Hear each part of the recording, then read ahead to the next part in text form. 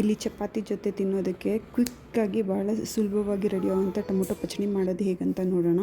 ಇಲ್ಲಿ ನಾನು 3 ಟೊಮೊಟೊನ ಕಟ್ ಮಾಡಿಕೊಂಡು ಆ ಚಪಾತಿ ಮಾಡಿರೋ ಅದೇ ತವ ಮೇಲೆ ಅದೇ ಅಂದರೆ ಬಿಸಿಯಾಗಿರುತ್ತೆ, ಕ್ವಿಕ್ಕಾಗಿ ರೆಡಿ ಆಗುತ್ತೆ ಇದು.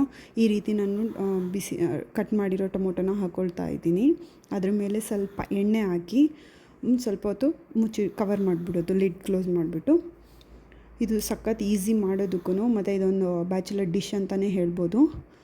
ಅಷ್ಟು ಮತ್ತು ಟೇಸ್ಟಿಯಾಗೂ ಇರುತ್ತೆ. ಬಿಸಿ ಅನ್ನದ ಜೊತೆನೂ ಚಪಾತಿ ಜೊತೆನೂ ಎಲ್ಲದ್ರ ಜೊತೆನೂ ಸಖತ್ತಾಗಿರುತ್ತೆ.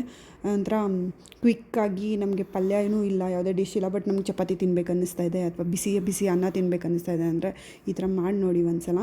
ಇಲ್ಲಿ ನಾನು ಖಾರಕ್ಕೆ ಎಷ್ಟು ಬೇಕೋ ಅಷ್ಟು 3 ಮೆಣಸಿನ್ಕಾಯಿ, ಸ್ವಲ್ಪ ಬೆಳ್ಳುಳ್ಳಿ ಹಾಕಿ ಮತ್ತು ಲಿಡ್ನ ಕ್ಲೋಸ್ ಮಾಡ್ತಾಯಿದ್ದೀನಿ. ಯಾಕಂದರೆ ಬೆಳ್ಳುಳ್ಳಿ ಇದು ಎಲ್ಲ ಸ್ವಲ್ಪ ಹಸಿ ವಾಸನೆ ಹೋಗಲಿ ಅಂದ್ಬಿಟ್ಟು ಇನ್ನೊಂದು ಸ್ವಲ್ಪ ಅದನ್ನು ಫ್ಲಿಪ್ ಮಾಡ್ತಾಯಿದ್ದೀನಿ. ಟೊಮೊಟೊನ ಮತ್ತು ಉಲ್ಟ ತಿರುಗಿಸಿ ಅದ್ರ ಮೇಲಿರೋ ಸಿಪ್ಪೆ ಎಲ್ಲ ಈಸಿಯಾಗಿ ಬಂದುಬಿಡುತ್ತೆ. ಯಾಕಂದರೆ ಟೊಮೊಟೊ ಬಿಸಿಯಾಗಿದ್ದ ತಕ್ಷಣ ಸಿಪ್ಪೆ ಆರಾಮಾಗಿ ರಿಮೂವ್ ಮಾಡಿಬಿಡ್ಬೋದು.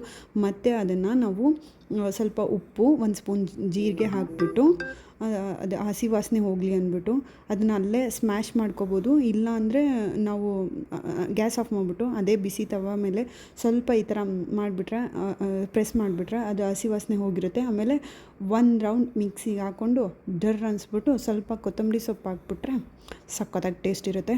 ಕ್ವಿಕ್ಕಾಗಂತೂ ರೆಡಿ ಆಗುತ್ತೆ. ಬಿಸಿ ಅನ್ನದ ಜೊತೆ, ಚಪಾತಿ ಜೊತೆ, ರೊಟ್ಟಿ ಜೊತೆ ಅಂತೂ ಸೂಪರ್ ಟೇಸ್ಟ್. ಈ ರೀತಿ ಒಮ್ಮೆ ಟ್ರೈ ಮಾಡಿ. ಮತ್ತು ವಿಡಿಯೋ ಇಷ್ಟ ಆದರೆ ಪ್ಲೀಸ್ ಸಬ್ಸ್ಕ್ರೈಬ್ ಮಾಡಿ. Thank you.